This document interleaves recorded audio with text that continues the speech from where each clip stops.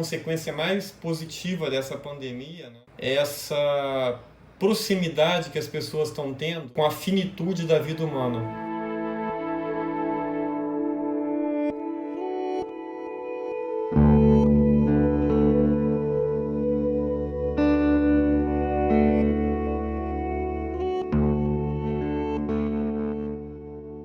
O verdadeiro objetivo dessa vida, né, é a gente se liberar do cativeiro material, dar um passo além do nosso ego, é a gente começar a pensar para fora da gente, em vez de pensar o que esse mundo está dando para mim, o que eu estou dando para esse mundo.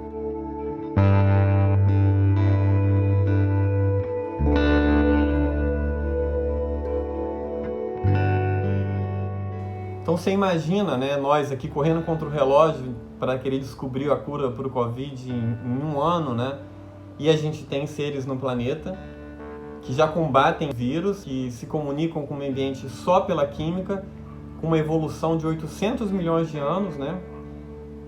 E isso tudo está à nossa disposição. E a gente não dá o devido valor. É como se a gente tivesse recebido de antigos egípcios uma herança escrita em hieróglifos, né, em pedra, com a cura de todas as doenças, com tudo que a gente precisa saber sobre genética molecular, sobre biotecnologia, e que a gente está pegando esses livros e está moendo essas pedras para a construção civil, para fazer cimento, sem ter decifrado essa mensagem que esses antigos mandaram para a gente.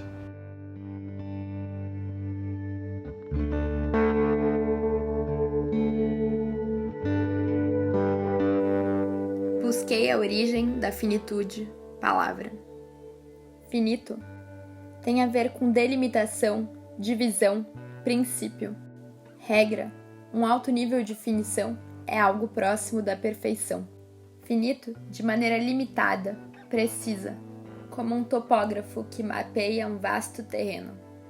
Finis, o limite de um campo, a fronteira com um país, caminho até as raízes. O fim de um é o começo de um outro território. Para esse planeta, nós seres humanos somos desprezíveis, porque um vírus microscópico conseguiu paralisar o planeta. E a resiliência da espécie humana, ela depende do meio ambiente saudável. Ela depende da biodiversidade. Quando a gente está na iminência de 1 milhão de espécies serem extintas até o final desse século, imagina a inter-relação entre essas espécies, o que isso significa, né? Qual é a caixa de Pandora que a gente vai abrir se a gente perder 1 milhão de espécies? Onde nós estamos, né? O que nós representamos para esse planeta? Se não fosse essa capacidade do oceano de absorver o dióxido de carbono, a atmosfera ia estar já numa temperatura que a nossa vida ia estar inviável. Mas essa absorção de dióxido de carbono, ela tem um preço, a acidificação oceânica. As maiores causas, né, de morte, né, nesse planeta, né, estão associadas a doenças cardiovasculares e doenças respiratórias, que agora, por conta da diminuição desses gases do efeito estufa e de gases também relacionados com a indústria, né, a gente está tendo uma diminuição de mortes por doenças cardiovasculares e respiratórias. Vai ser, no mínimo, interessante e educativo a gente ver no final dessa pandemia quantas pessoas deixaram de morrer. Quando as mortes passam a ser números estatísticos, a gente convive com isso e aceita, né? Agora, com o Covid, um número grande de mortes no intervalo curto de tempo, a gente começa a enxergar esses números estatísticos como pessoas.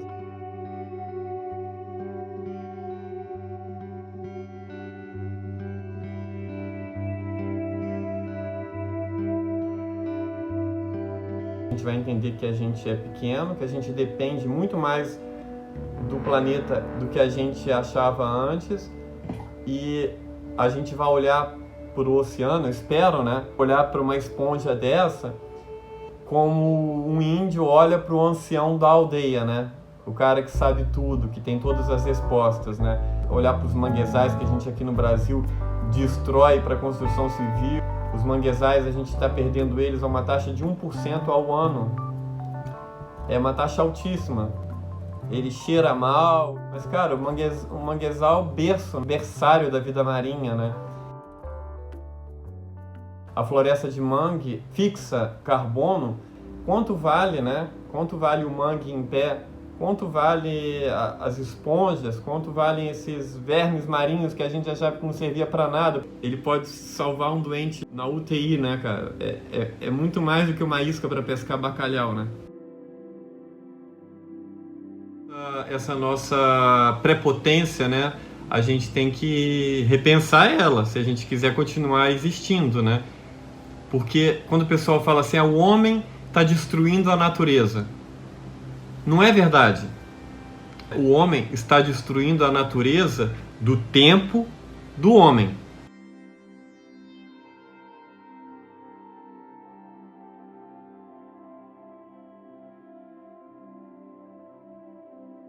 A natureza parece que está sempre buscando o equilíbrio. O problema é que quando a gente fala do equilíbrio da natureza, esse equilíbrio pode levar milhões de anos para ele ser atingido. E nós não temos tanto tempo. A gente fala de gerações, a gente fala de um futuro de 100 anos, de 200 anos. A Nina, minha filhinha que está com 3 anos, quando ela for idosa, ela vai ser população de risco por conta das mudanças climáticas. O seu filho, quando você tiver ele vai ser população de risco quando ele for idoso. A mudança que a gente quer ver no mundo, né, ela é uma mudança muito simples de ser feita, dentro de cada um. É uma mudança mesmo de mentalidade. A gente começar a ser menos indiferente com a destruição da natureza, a gente começar a ser menos indiferente com a doença do vizinho.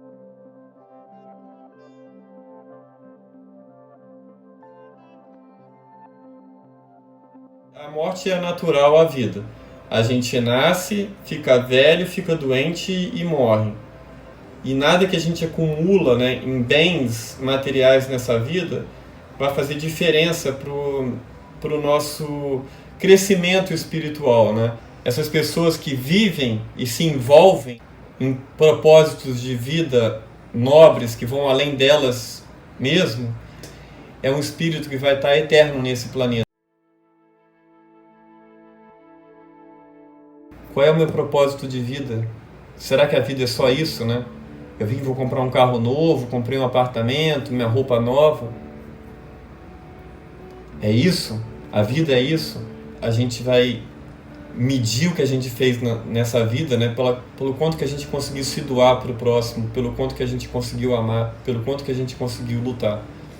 Então acho que esse é um momento de reflexão, né? E se as pessoas começarem a se questionar, a questionar o propósito de vida, a questionar o que ela veio fazer, a gente vai ter uma grande revolução nesse mundo.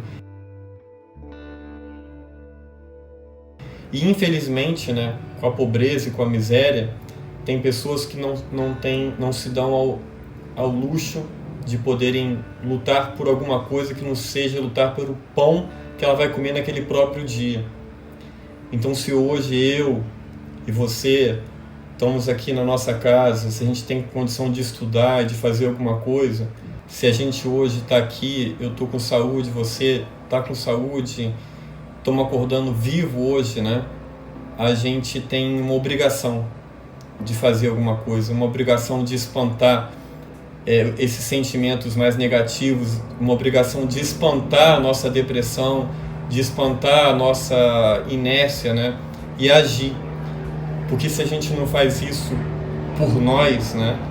A gente faz por aqueles bem melhores do que nós que não tiveram nem a chance de acordarem vivos no dia de hoje. A gente começar a deixar de lado o nosso ego e tomar partido das brigas. Se a gente pode, a gente deve, né? São 7 bilhões no planeta, né? Nem todo mundo tem a oportunidade de ter um propósito de vida, né?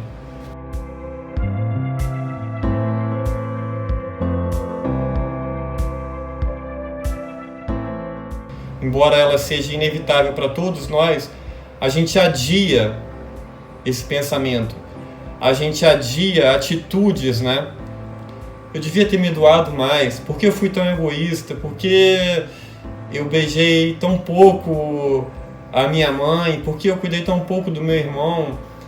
E eu acho que a gente está tendo esse choque globalmente hoje, né? Esse choque de realidade, né? E eu espero, né, que a gente saia dessa com mais humanidade, né?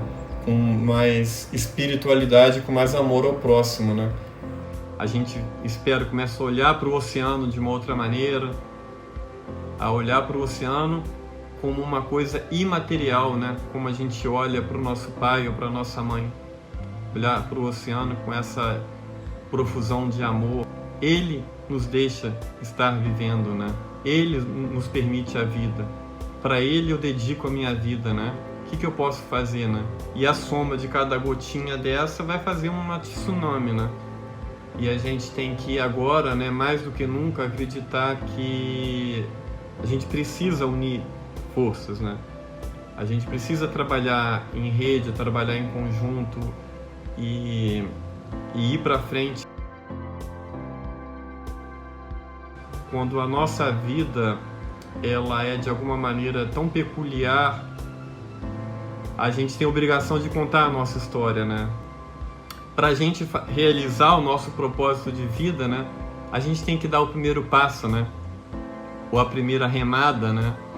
E acreditar que o mundo vai conspirar ao nosso favor. Acreditar que as correntes vão nos levar para o outro lado.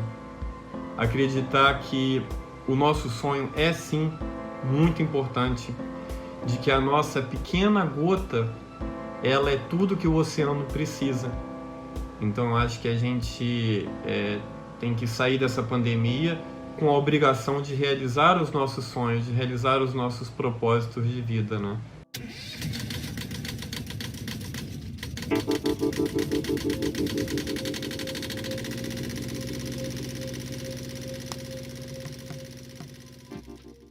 O fim de um espaço, o fim de um tempo, delimita o começo de outro. Se hoje muitas coisas terminam, outras começam em seu lugar. Ter uma razão, um propósito, nos ajuda a achar o nosso lugar nesse mundo que se transforma. Você já tem esse propósito que o Ricardo mencionou? Qual é o seu primeiro passo para se aproximar dele? Deixa aqui nos comentários. O Ricardo deu o seu primeiro passo perto da sua casa, na Baía da Guanabara, no Rio de Janeiro, uma baía que muitas pessoas dali acreditavam que já estava morta. Ele encontrou uma série de animais que muitas pessoas nem sabiam que ainda existia ali.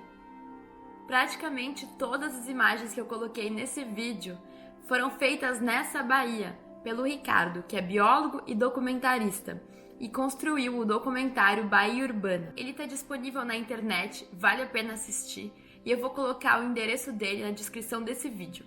Além disso, o Ricardo fundou o Instituto Mar Urbano.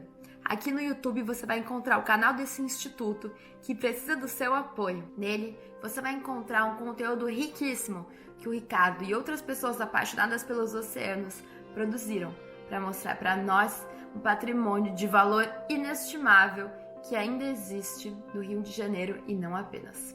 Te peço para compartilhar esse vídeo e a sua mensagem com o máximo de pessoas que você puder. A nossa saúde depende da saúde dos oceanos. Se inscrevendo nesse canal, você vai me ajudar a produzir outros vídeos como esse. Lembro também de deixar o seu like para que outras pessoas possam ver ele e deixar os seus comentários. Eu vou ficar muito feliz de lê-los. Até a próxima e muito obrigada. Câmbio, desligo.